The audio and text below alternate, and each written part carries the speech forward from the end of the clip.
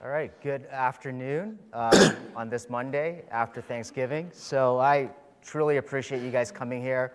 You know, I know it is right in the middle of lunchtime, so you guys are taking time out of your hungry day right now and to listen to us. So I'm Doug Coe. I'm responsible for the cloud solutions at Cohesity.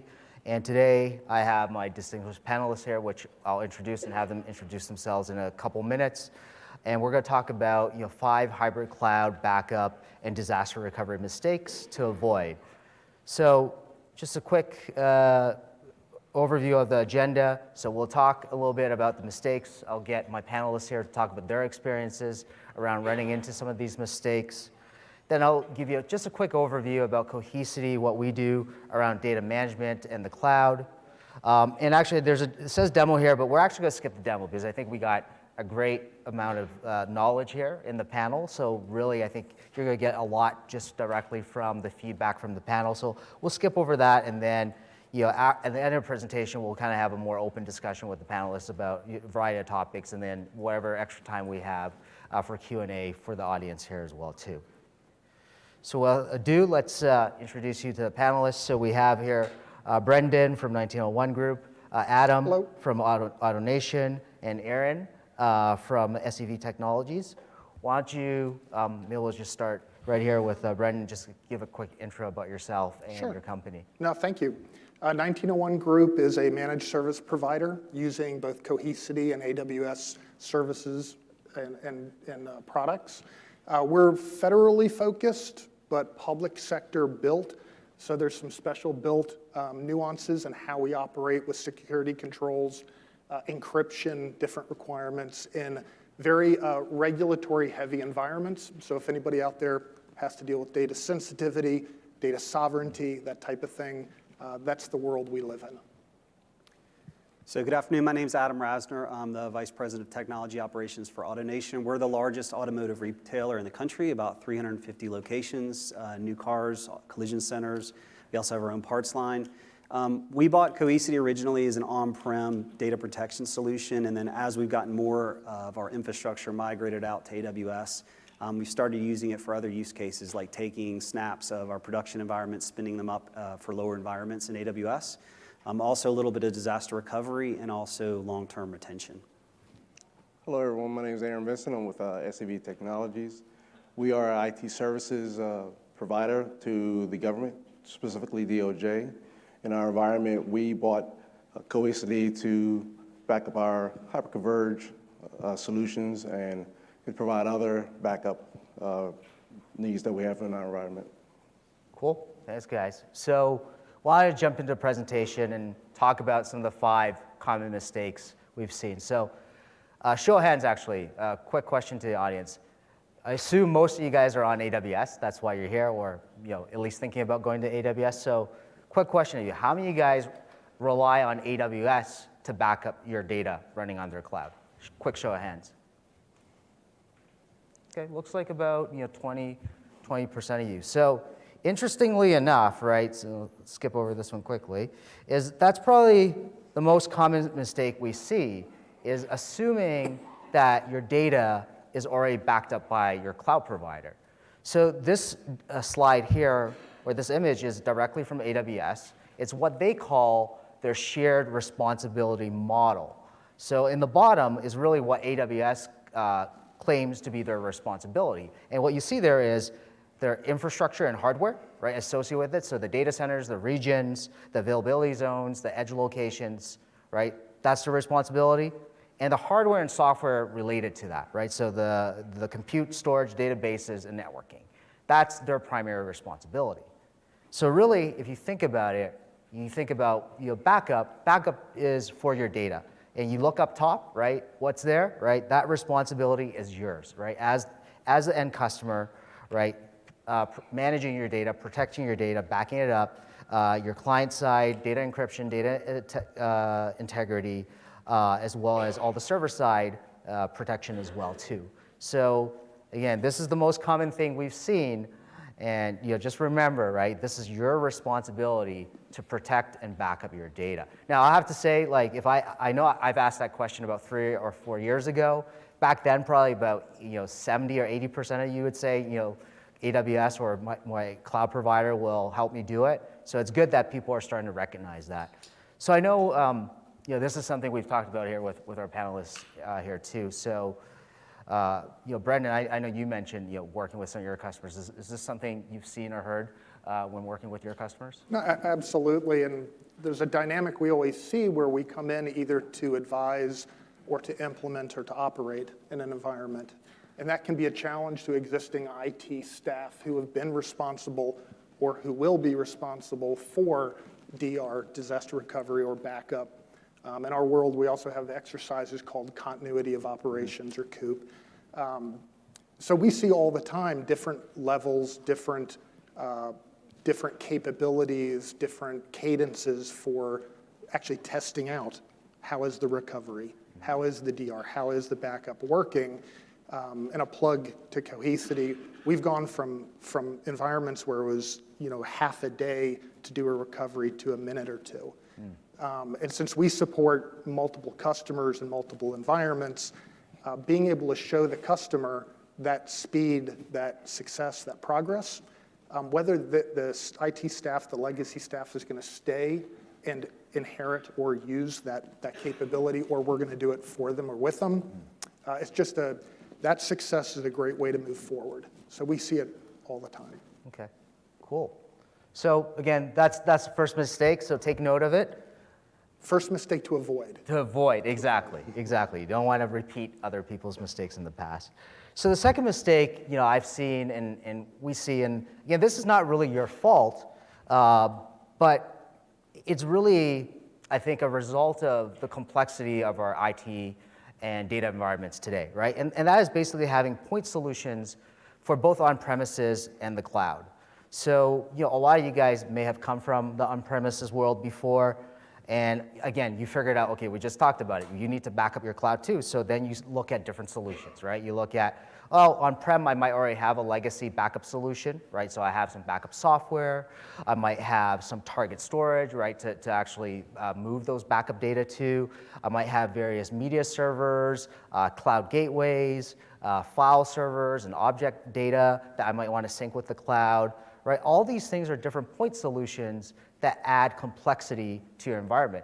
Now, when you think about having cloud and backing up your cloud environment as part of that too, right, that only further adds to that complexity, given, again, the broad reach of AWS, all the different regions, availability zones you need to worry about, all the different services, right? How do you best manage this, right? And a lot of customers are saying, well, okay, here's one solution that I need for a cloud, here's one solution I need for my VMware, here's one solution I need for my Oracle, right? And then that quickly becomes a problem where we see a lot of customers having, basically multiple data silos, multiple locations where data is being stored, basically data going out of synchronization. And based on our research, what we see is anywhere from 4 to 16 excess data copies being spread across all these different locations. And again, with all the different technologies and software and hardware that you need to manage this, right, it just becomes very difficult to manage. Now, we call this problem mass data fragmentation. And that's really an area, again, that we see, and it's difficult to avoid, right, because all these are different technology sets. So how do you best manage them? So again, maybe back to you again, Brent. I know this is something you talked about too with your customers. How have you seen, like, in terms of the different environments, having just the different point solutions being deployed for on-premises, cloud, and just different types of workloads they might be using? Sure, and I think all three of us have different configuration and architectures in play today. In our world, we started with Cohesity with on-premise single node, three-node single tenant, have moved to a multi-tenant also instance, and then moving to a cloud-native instance. So we're using to support our customers, and especially legacy customers, with data that can't leave on-prem because of security requirements. We're going to maintain legacy configurations that are on-prem. We're also going to start augmenting those for archive into AWS, and then be able to go back and forth. So we see that in public sector and federal, that's never going away. There's certain systems that will never go cloud, but that ability to do multi-cloud, private, public, and on-prem all together with one team doing that, so the skill sets of those engineers, that's the world we live in. Yeah, no, it's definitely, the other thing is not just the technology, as you say, the skill set that's required, and that's always, again, I know that's why a lot of you guys are here at this conference, right, is to learn and to develop those skill sets. So having technology that could simplify that or keep it consolidated, I think is always helpful. Doug, I'll add too, being able to use one product across multiple different areas. We had bought this product initially as a data protection solution. We've been able to scale that out and use it for other use cases like, again, long-term retention, as well as the ability to use it as secondary storage, which was something we really weren't looking for at the time when we bought it. But it's, we're estimating we're saving something like 60-70% per terabyte by being able to leverage our data protection solution also as secondary storage. So it's been a big win for us. And we found all these use cases that we didn't know we had. Mm-hmm. Excellent. All right, so that's mistake number 2 to avoid.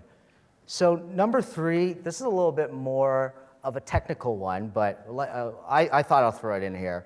And that's really around Snapshot and really the complexity of managing snapshots. And what's interesting is snapshots kind of, again, came from the storage world, from on-prem. I have worked in the storage industry and the software industry for a long time. And one of the interesting capabilities when you look at your traditional on-prem storage arrays is the capability to take a point-in-time snapshot of your data on that piece of hardware, right? So you could say, take a snapshot right now, and then I could later on, a week or a month later, retrieve that data frozen in time, right? Which is pretty cool, right? Now, in the on-prem world, that's still a single piece of hardware, right? That snapshot was stored on the same place, that same piece of hardware as your actual production data. So if you actually had any hardware failure, even though you had a snapshot from a point in time in the past, you would still lose that data if you lost that hardware.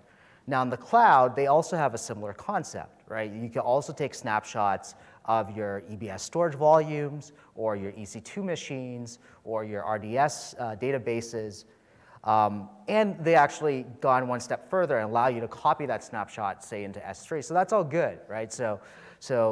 But the issue with the cloud is, again, across all the different services, right? Whether it be, again, EBS, RDS, EC2, across all the different regions, right? If you're deploying across multiple regions, and of course, across all the user accounts, right, that you may have, you're going to need to manage those snapshots independently. So it becomes difficult to manage. It becomes hard to find that individual piece of data, right? That file, that VM, right? That instance that you're specifically looking for.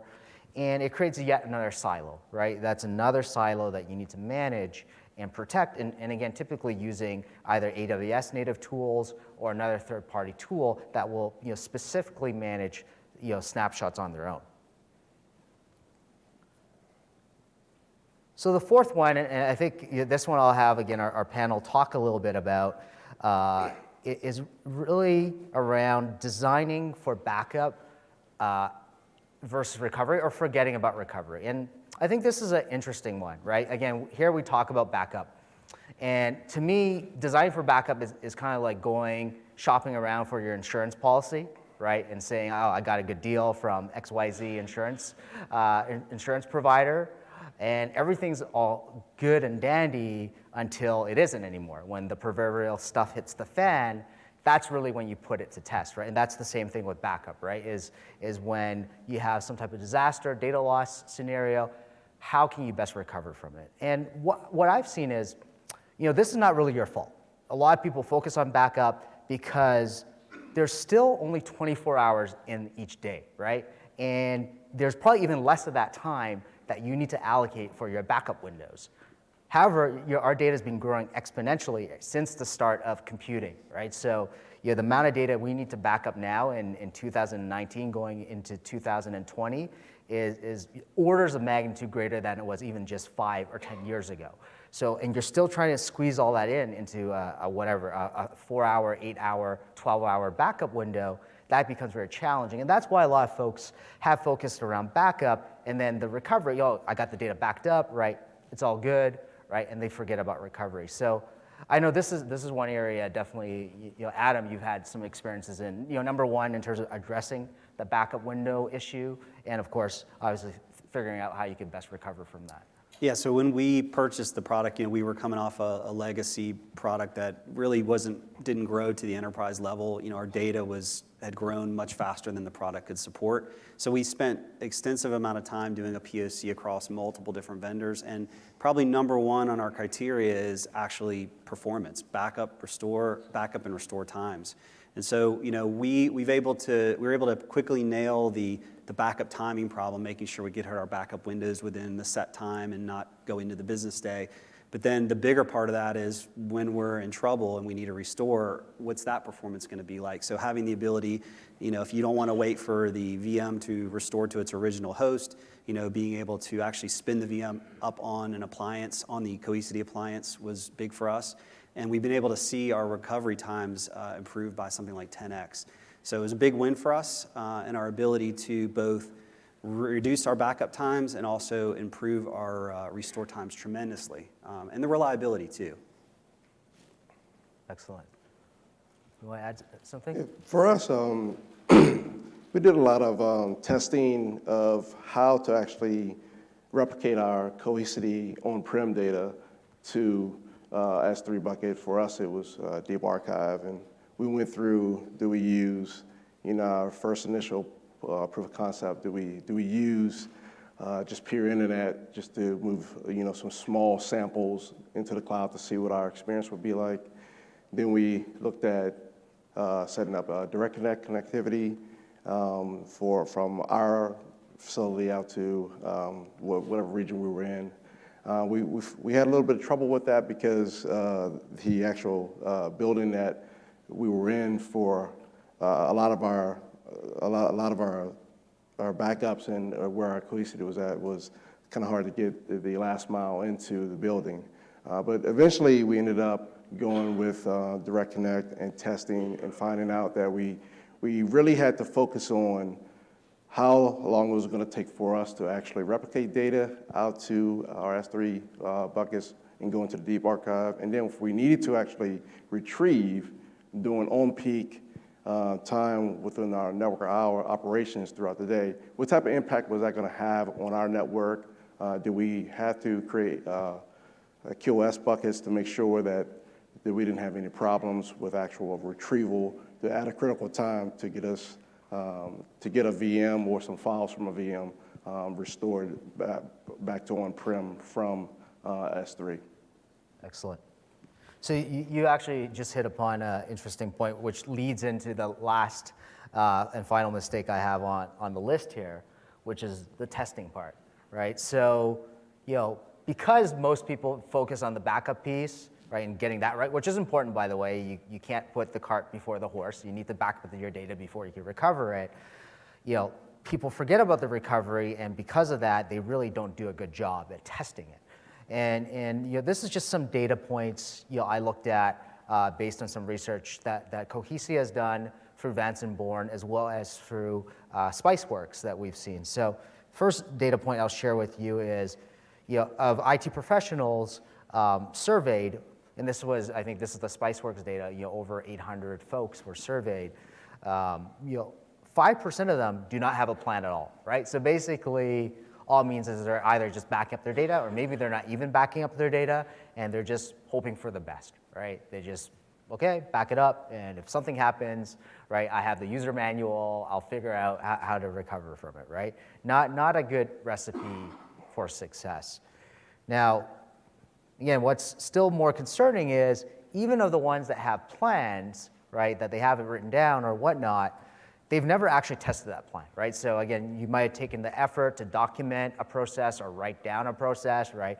I got to make sure the cables are wiring, or I have my EC2 instances ready to boot up. I might have a network configuration here or there that I want to change, or here's the list of 20 or 30 VMs I need to prioritize. They might have some type of plan associated with that, but they never tested it. And again, this to me is actually, again, philosophically, of of course you should test your plan, right? It's like having a recipe but never actually cooking it, right? Until you actually have the guests over, right? Which of course I'm sure that happened over Thanksgiving.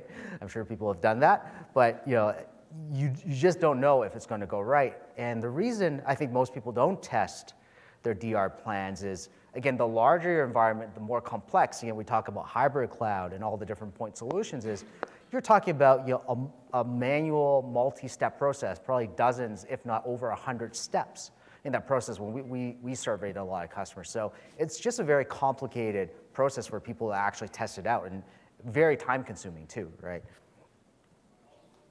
And the last data point that we saw is, and again, not surprising, right? The biggest number, if you don't have a plan, or you have a plan, you haven't tested it, how many of you actually successfully fail over? And actually what we see is over 34% of people have experienced outages because they were not able to successfully fail over because they didn't have a plan, or their plan didn't work, or again, it wasn't adequately tested. So again, maybe turn back to the audience here. I can chime in. Yeah, you try.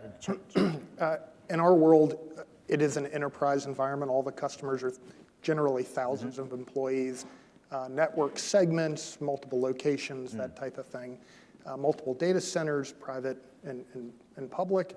The interesting thing we often see is there are different groups or different companies, different vendors supporting different elements of the enterprise.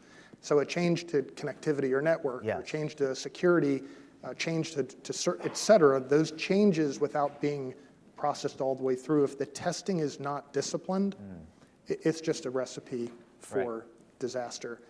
So the mistake to avoid, and we try to promote and champion this all the time, is even if it's not what the group wants to do, the IT team wants to do, testing it out, especially in enterprise environments, it's critical. So. I think it was helpful for us to get buy-in from leadership in the very beginning for the windows of time that we would test, give them the exact expectation for when we tested, whether it be for a critical workload or any other type of workload. Give them a great sample and a snapshot of what's going to happen during those times and what the risks were. So that worked a lot. That worked very well for us, and leadership continues to like how we approach providing that information, that data to them about how the operation is going to go. What do you guys think is a good frequency to test? I know people talk about testing. Even if you could test it once a year or twice a year, can you test even more frequently? We went quarterly. Yeah. Quarterly is very good because the more and more you test, of course, the more and more you get the kinks out of the way. You start to find new things that you didn't discover within your lab. And your environment's always fluid and it's always changing. So it's good to test frequently and often and take good notes about what happens during the actual testing. We DR test twice a year, and I'll also add that automation piece you referred to a minute ago is critical. I mean, we still use VMware SRM for a lot of our on-prem DR, but in the cloud, whatever product you choose, you got to make sure that has end-to-end automation, because trying to flip switches when you're doing a DR test and DNS changes and all the stuff that goes along with it gets very complicated, and the more manual steps you have to do, the lower your chance of success. Excellent. Well, so that's my list of 5 mistakes. Now I'll just spend a little bit of time maybe telling you what some customers like these folks have done, or what you should be thinking about in terms of your data management journey, and how you can kind of get away from just avoiding mistakes to actually thriving by leveraging your data. So the first thing I think we talked about is, again, let's get back to the basics, right? Let's get backup, let's do that correctly, and let's be able to do that across our entire environment, right? And when I say that, I mean on-prem, right? My VMware, my Hyper-V, my Oracle, my SAP, my Microsoft, to obviously AWS, right? And the cloud, so to back up your EC2, your EBS, even protecting your S3 buckets and whatnot, ensuring all that's backed up. On top of that, right, when we're talking about cloud, is SaaS as well too. How do you back up your SaaS applications? Because again, there's a shared responsibility model, whether it's an AWS SaaS product or another SaaS product. You got to be very careful in looking into that as well too. Once you have your backup and all that in place, then let's think about how are the best ways to recover, right? And again, this could be, as we talked about, for disaster recovery, right? The ability to fail over to cloud, right? You could take on-prem, take that workload, fail that over in the cloud, spin it up very quickly, and also potentially fail back, right? So you might use the cloud as a destination for a while, and then you want to move back on premises or fail back to a different location. And also, again, if you're thinking of failing over or moving data over, right, a good logical step is, can I leverage the same technology as part of my cloud migrations, right? Again, a lot of you guys are here looking to migrate your workloads, looking to move to AWS or moving more of your existing data and workloads to AWS. How can you leverage the same technology platform, right, to move that data?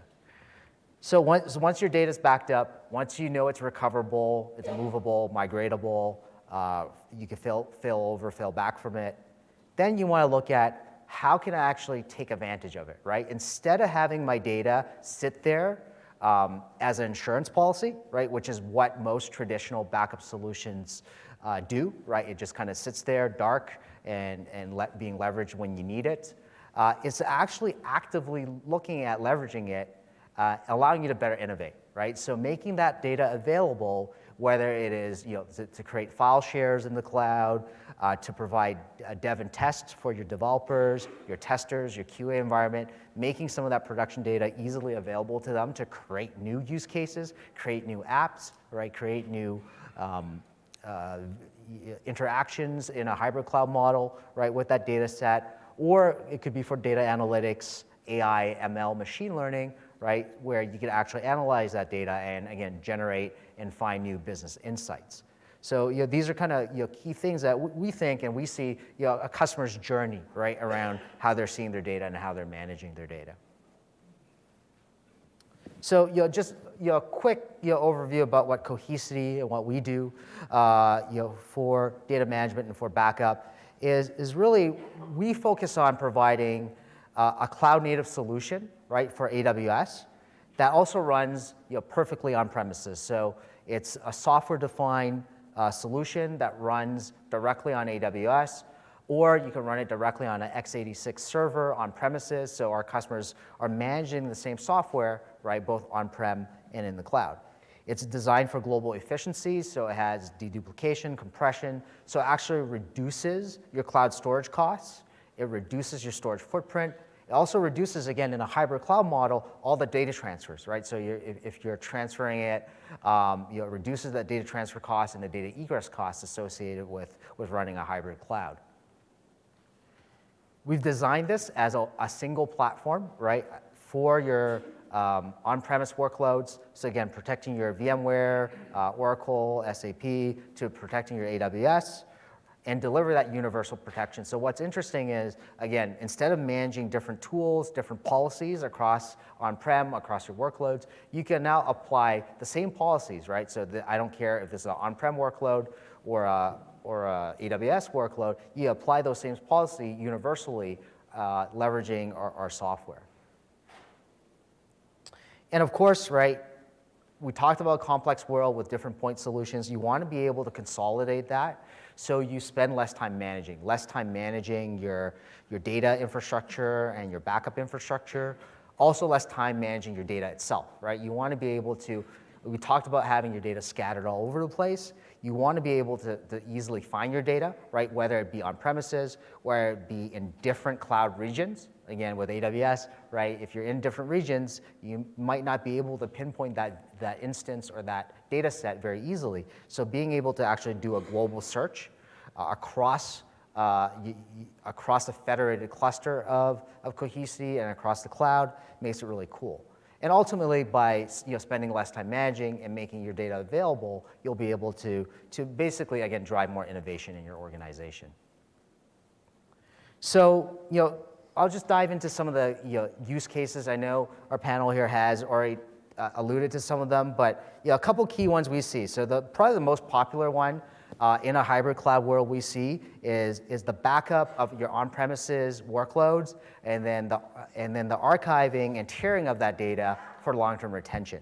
So what this really means is you can still back up your on-prem VMware, your on-prem Microsoft or Oracle, and then move the older data sets directly into S3 or into Glacier. What's cool about us, again, we support all the S3 storage classes from, again, standard S3 to Glacier Deep Archive and everything in between, so you can best manage your price, performance, redundancy, right, whatever you need for your data set. And again, do it seamlessly. So again, it's just one click on our GUI to say based on how many days this data goes and gets pushed into your S3 bucket. So that's a very common use case. The other common use case for a hybrid we see is storage tiering. So what's cool about our platform is, again, it allows us to integrate into primary storage. So you could actually pull data off an all-flash array, have that stored as tier 2 on Cohesity, and then Cohesity can automatically tier even older data or data based on policies to the cloud. So you can have a 3-tiered storage system with Cohesity with us directly integrating both primary storage and into cloud storage. So no, I know this is, again, one area, again, most of our customers implement. I know, again, Adam, you've done this for a long time, so maybe you could talk about your experience of implementing. Sure, and these are two of my favorite features that, again, when we bought the product, we were simply looking at data protection. These were unintended things that we got out of it. So, on the retention part, when we exceed the 7 years for our financials, we want to start taking that data off the on-prem appliances and tiering it off to low-cost Glacier storage or deep Glacier storage in Amazon. And so that's been a big winner. That frees up more capacity on-prem to do whatever you want with. Use it as second-tier storage, keep longer retention for your other data.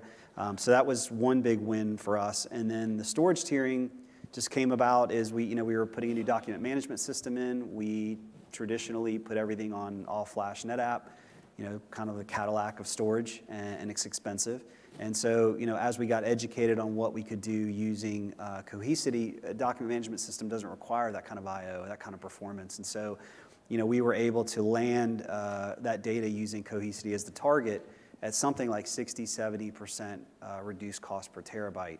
So big win for us, and we're actually actively looking for, when new uses come up, hey, do they belong on the NetApp? Should we put them on the Cohesity? What's the performance requirements? And then we're going back to our NetApp and looking at things that are running there that maybe, there could be some cost savings by taking it off and putting it on a much lower cost storage, and then freeing up that for whatever production workloads are coming down that require it. So big win for us, and again, really neat because I had no idea that we would ever use it like this. Excellent. Cool. So the next one, as we talked about in the first mistake, is, of course, forgetting to back up your cloud. So obviously with Cohesity, we can help you back up all the different cloud flavors that you may have, right? So again, protecting your Amazon IaaS, right, your EC2, EBS storage volumes, to protecting your platform services like RDS and databases, to protecting SaaS environments such as Office 365 OneDrive. What's pretty cool about, again, with Cohesity is, if you're backing up, say, your EC2 instances, we actually have several different options for you, right? Again, depending on your cost versus performance profile. So you have our ability to use our Cohesity Protection Service, which is an agent-based service that runs on your EC2 instances and backs it up onto Cohesity running on AWS. That's a pretty popular way. Another popular way our customers do it is using what we call our cloud-native snapshot-based backup, which actually, again, leverages the AWS snapshots, right? So we invoke the AWS snapshots, back that up, but then we leverage our deduplication compression engine. So we actually have several customers, these guys aside, that have been able to reduce their cloud storage costs for backup just by leveraging our dedupe and compression engine in the factor of anywhere from 2 to 5x, right? Just by reducing the storage footprint, because that's something you don't get with S3, for example. You don't get deduplication with S3. So that really allows our customers to take full advantage of that. And then we recently announced what we call Cloud Snapshot Manager, which has the capability for you to manage cloud backups remotely from on-premises. So we might have some customers here who started on-premises and say, okay, now I'm moving to the cloud, I need to manage those backups. We can actually still from the on-premises Cohesity manage through APIs, through the Amazon APIs, AWS APIs, to back up your EC2 instances or to back up your RDS instances as well too. So I know this is one area, Brendan, you're looking at, right, protecting your AWS and other cloud workloads. So maybe you share some of your experiences and thoughts around this. Yeah, and this is really more of a, I'd say, a business, issue than it is a technical, but the technical allows for the business. And we're at an AWS event, so obviously reducing storage in and out could be viewed as negative, but it's really not. We work closely with AWS folks, and being able to show value and efficiency is really the goal when you're selling to an enterprise and you're trying to move more from on-prem legacy into cloud. That proof of compression and duplication of value of moving and why should they move beyond the IT security risks, beyond some of the technical risks, the business sides of things. We've really been able to show customers that cost advantage, that efficiency, that in the end, you've got to always sort of sell up and prove up. So we've been very pleased, and the business side of the Cohesity and AWS solution should not be overlooked. I know it's a technical show, but the business side is pretty impressive. Great. Yeah, no, I think that's a good point. Again, I have to say, AWS, they bring costs down all the time, but people forget there's still further room for improvement and optimizations. I'm not saying, again, going to a different solution. It's just saying, hey, maybe you can leverage deduplication across a more global platform and squeeze that little bit extra out of your cost, right? So there's a lot of room for improvement and optimizations you can do, even though AWS continues to drive leadership in terms of lowest cost per gigabyte or lowest cost per VMs hour or minute. So, in terms of DR, again, we talked about the importance of recovery.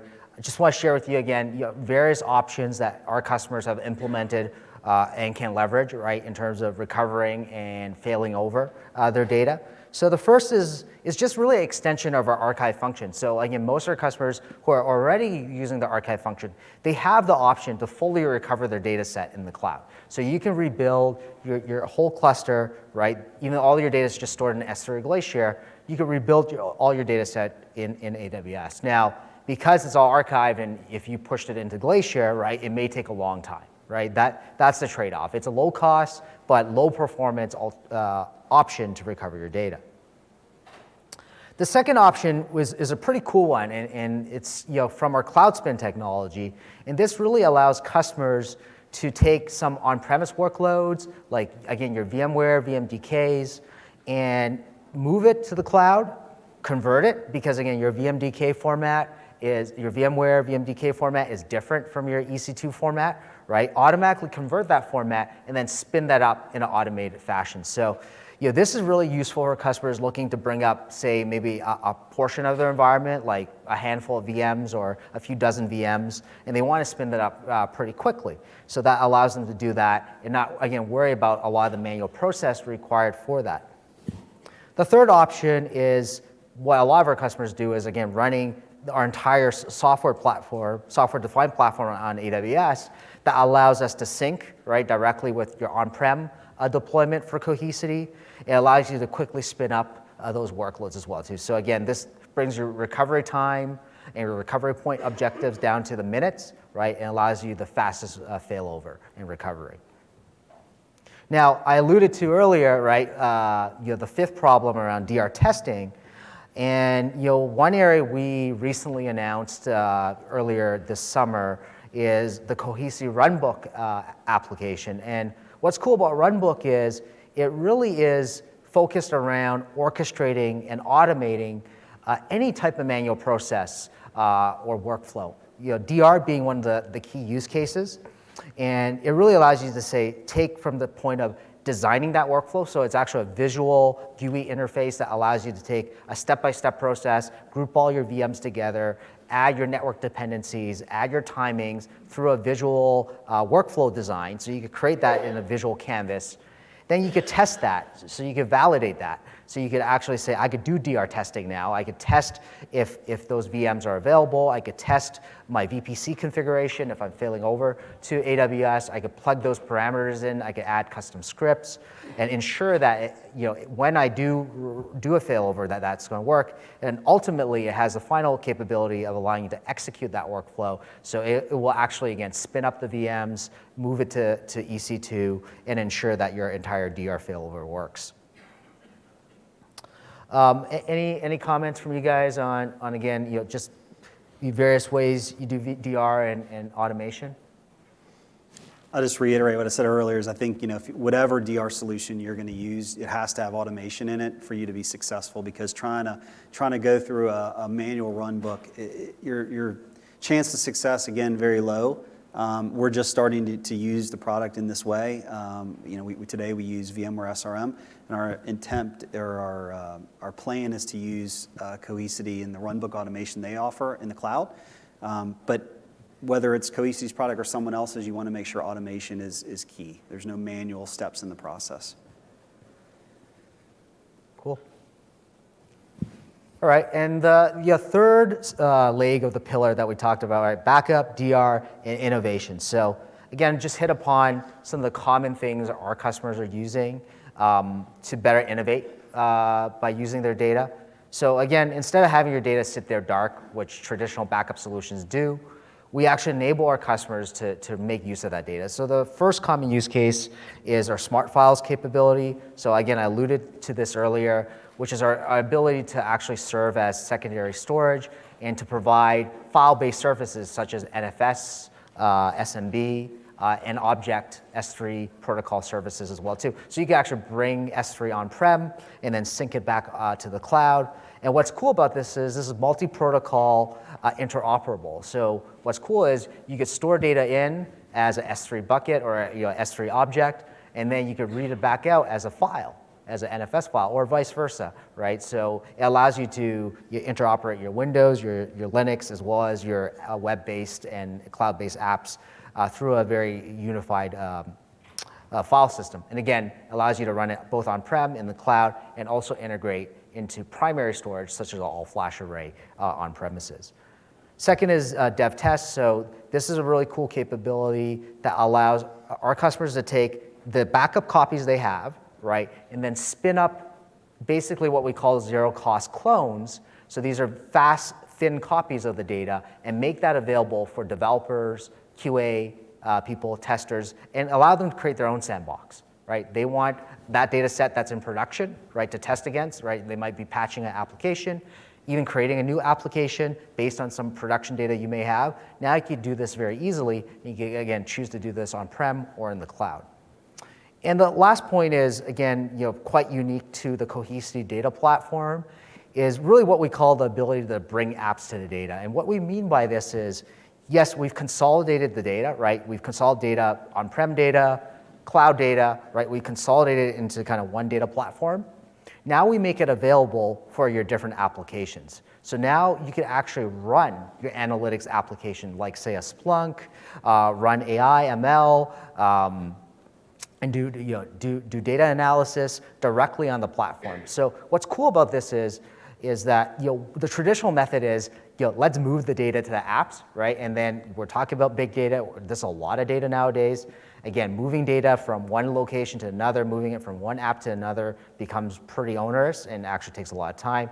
Now you have the ability to bring in the apps to data, and that's going to allow you to unlock some of those use cases. One of the key use cases we've seen recently is just on the security front, right? So now that you have the data consolidated on our platform, you can actually scan it for a variety of security threats, right? Whether it be for viruses, right? Whether it be for ransomware, whether it be for vulnerabilities itself. So you can look into various VMs and say, oh, there's a Windows vulnerability, there's a Linux vulnerability here that we want to address.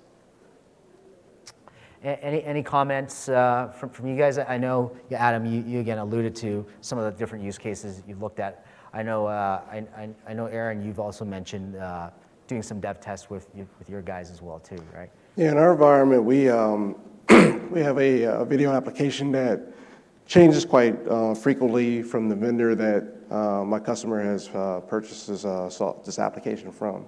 So it's been very beneficial for us in our environment to use Cohesity to actually spin up, version X of that application, test it, and then also spin up the next version that we've been given by this video management vendor. Do some testing from our agents out in the field, and then decide whether to go forward with the next version before we actually put it out into production. So we've been using Cohesity quite frequently for development and test. In addition, we've been using Cohesity to kind of shut down and collapse a lot of our file servers that in the past, we were using on, regular physical servers, and then backing up with Cohesity with the agent that you can put onto the box. Then we decided, okay, well, let's think about this. Let's just put this on Cohesity. Cohesity has a replication factor that will replicate it for us automatically, thus getting rid of backups that we had to perform, and also releasing those resources to be used for something else in our environment. So that's kind of the input that I have on those two different features. I could add one more. Yeah. Every proof of concept has a budget, or usually you have to develop a budget, whether you're an IT manager or a group leader.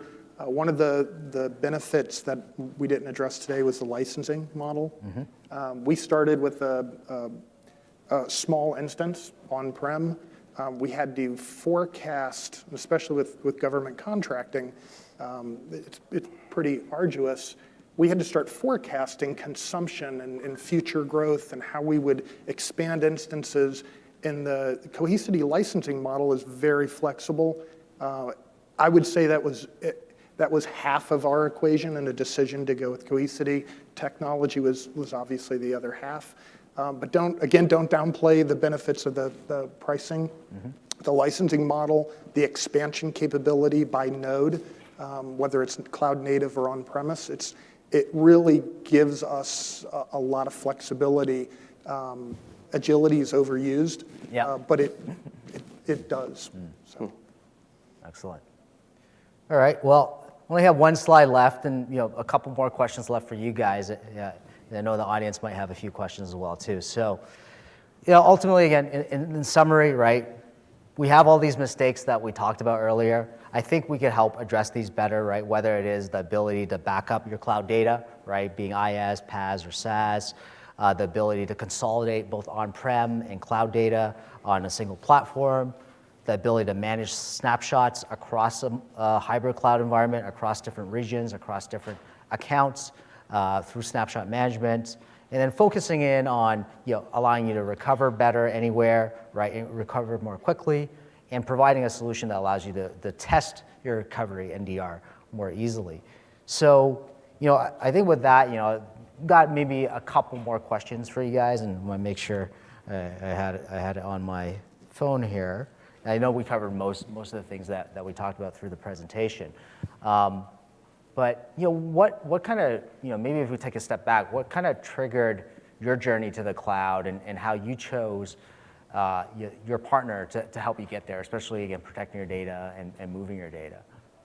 Let me start.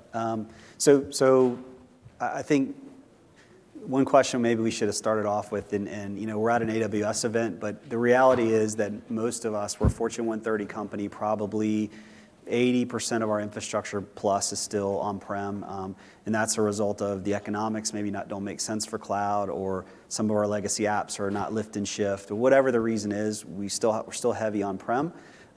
Net new apps we're looking at, does it make sense to put on-prem? Does it belong in the cloud? So what I would tell you is, I think you have to look very carefully at the product you select for DR, for data protection, holistically across your entire environment. And again, what Doug mentioned is you don't want to wind up with a bunch of different point solutions that are hard to manage, that are expensive, all the maintenance agreements, different appliances, different hardware, different software licensing. So, we kind of took a step back and we wanted a product that, again, initially mostly for on-prem purposes, would scale for, would have good native integration for cloud, would scale easily, as Brendan mentioned, and had a predictable cost model. So think about all the use cases you might have and pick a solution that kind of checks all or most of those boxes, because managing all these different solutions gets very costly. And so, that's kind of how we came to our decision. We looked at, where we are today, where we're going to be in the next 3 to 5 years, and we felt like this was the right solution that checked most, if not all, the boxes. Good. Yeah, for us, not to repeat too much of what he just said, it just made more sense for us because we already had a hyperconverged solution in-house. Cohesity integrated very well with it. Like you said before, the licensing model was great for us in our environment, and we're a brand new environment, so we had the choice of what we wanted to do. We didn't have a lot of restrictions on what we had to choose, so this made the most sense for us today and in the future, and that's why we went that direction. So I guess maybe 2 more questions I have. One is, I think Adam, you alluded to it, is what do you think is, the best way to help you evaluate, right, these different solutions, and what are the key checkboxes or decision criteria? Because again, everybody's at some point in the cloud journey right now. Sure, and ours were very black and white. And I remember sitting down with the team and said, what do we want in this product? And we wanted it to be high performance, so we wanted it to back up and restore very quickly. We wanted to have very strong native cloud integration. We wanted the ability to have a predictable cost model. So we wanted to know in the future as we grew exactly what our costs per terabyte were going to be. We wanted it to, we're a believer in the hyper-converged kind of model, and so we wanted it to have that, I call it Lego kind of building blocks where you can just add a node in and go. And then some of these other things we've talked about today weren't on that original list, but made the list as we became more comfortable with Cohesity as a data protection solution. And it did such a good job there, we started using it for other things that, again, we never dreamed of. So your use cases or your criteria may be different, but I'm sure some of those things hit home with you guys. Yeah, I would just add ease of use. We have multiple customers with many different environments with different tools. Some we own, some they own. So finding a solution that was easy to use across on-prem to cloud, single tenant, multi-tenant, ease of use is huge. Yeah, I would agree with that. We have a very small team, and one of the things that we really enjoyed about the product when we were performing our proof of concept was that we didn't really have to send anyone to get trained for the actual product, unlike some of the other products that we used in the past. Cool. So I got a few more minutes left. I got one more question for you guys, and leave a few minutes for questions from the audience. So my last question to you guys is, could be about backup, could be about data protection, could be about Cohesity, but if there's really one thing, right, you want the audience here to take away from this presentation is, what would that be? I'll go first. We all buy lots of products for different solutions, and the sales guy getting up in front of you is going to pitch and tell you, this is going to work a certain way. I'd say, if this product interests you, put it in your environment, do that proof of concept. Test it for the different use cases that you might use it for, and you'll see how it performs, and you'll decide whether it's easy to use, whether the support is good, if you can take advantage of some of these other features that you may or may not initially need. So I'd say put it in your environment. That's one thing that I like to do. I would say the same thing. Put it in your environment. They have a software edition. Make sure that if you're in a hybrid situation like we were, make sure that your transport from your on-prem to the cloud, you have a good strategy around that, and you think about that, and you get buy-in from, of course, leadership to actually go forward with whatever design you have. That's what input I would give. Well, we heard about Cohesity from a competitor. I always think that's a great litmus test. So when we did the bake-offs, obviously we ended up choosing your product and your team with Cohesity, but we make more money and profit without problems. Minimize problems, minimize risk. That's what keeps us growing. So that's, I think, proof in the pudding. Great. Well, again, Brendan, Adam, Aaron, again, thanks for your insights and inputs. Got 5 minutes left, so again, happy to take any questions from the audience here.